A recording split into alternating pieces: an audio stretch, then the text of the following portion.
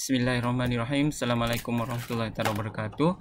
Okey, kepada semua tingkatan 1.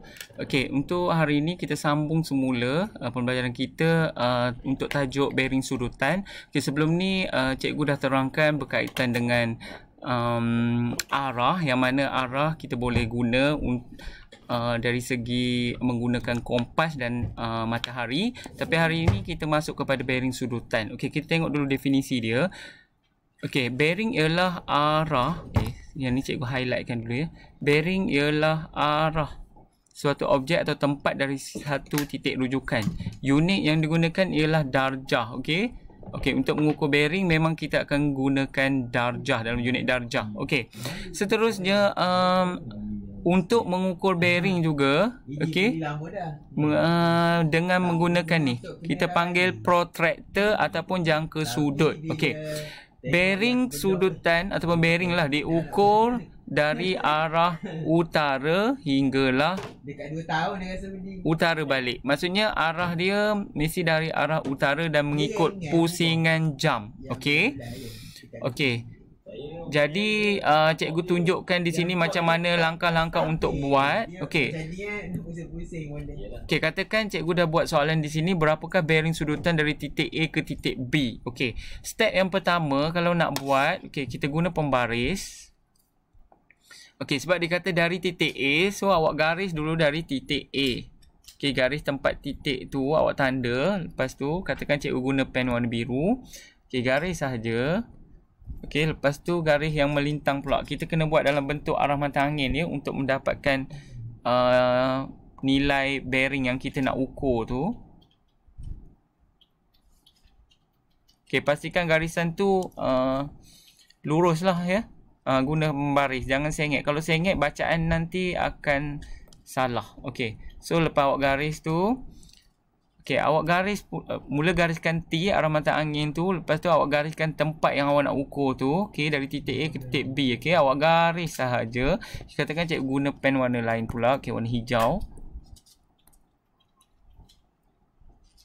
Okey, so dari situlah kita nak ukur berapa jumlah dia. Kita ambil protractor. Awak kena ada protractor ya. Kalau tak ada, memang tak boleh nak ukur lah. Okey. So awak letakkan dekat sini kosong. Pastikan dari start kosong ni dari arah utara ya. Okey, sebelum ni awak dah belajar arah mata angin. Okey, so bila awak tengok dekat sini, pastikan awak letak protractor tu. Okey, nampak kan bayang-bayang ni? Mesti tepat dengan garisan yang awak buat bentuk T tadi. Okey, arah mata angin tu mesti tepat. Kalau tak nanti memang jawapan salah. Okey, bila dah tepat barulah awak biarkan protractor tu. Lepas tu awak tengok bacaan dia. Katakan cikgu guna pen merah. Okey, bacaan dia di sini. Okey. Okey, ni cikgu anggaran sajalah. Katakan di sini ialah 650. Okey, tengah-tengah ni ialah 55. 56, 57. Jadi jawapan dia ialah 57 darjah. Okey. Itu contoh yang pertama. Kita pergi pada contoh yang kedua. Okey, dari titik A ke B macam biasa juga. Yang pertama sekali, bila dia kata dari titik A, awak garis macam biasa.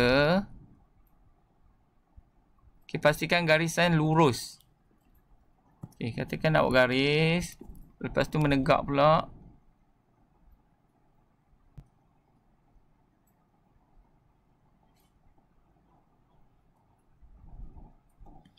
Okey, katakan awak dah garis lagi sekali.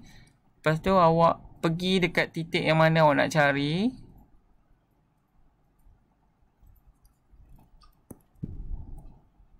Okey.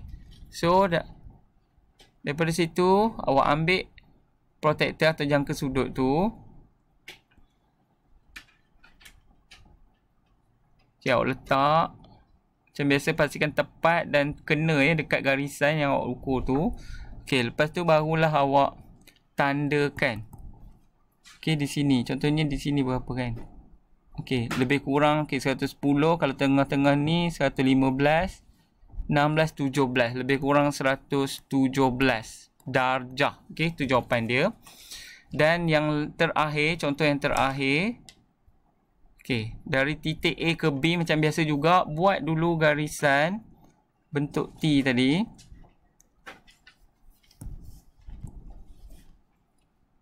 Okey, lepas tu yang menegak sebab dia kata dari titik A. Kalau soalan minta dari titik mana yang dia nak, so dari situlah punca awak kena buat T tu. Okey, dah buat tu, pergi halakan pada titik yang awak nak cari tu. Okey, dah garis tu. Okey, yang ni yang biasa kadang pelajar dia keliru. Kan? Okey, mula awak letakkan. Okey, katakan awak letak sini kan. Macam mana nak tahu dia punya bacaan? So, kita dah anggap yang separuh ini ialah 180. Okey. 180 dah yang ni. Tapi tak selesai lagi sebab kita nak cari sampai sini.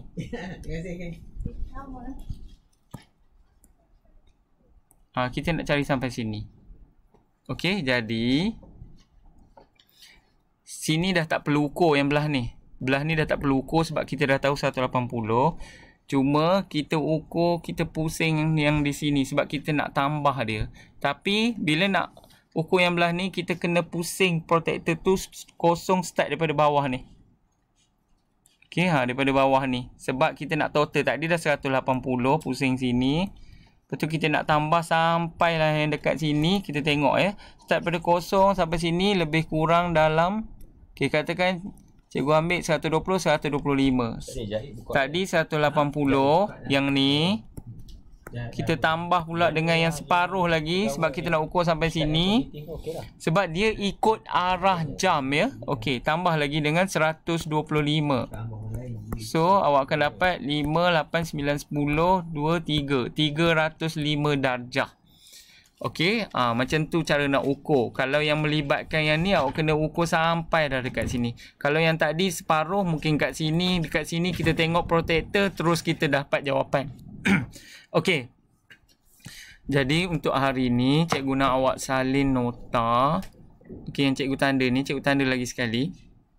Okey, tulis tajuk bearing sudutan, lepas tu salin dia punya definisi ni, yang ni. Lepas tu salin yang ni juga.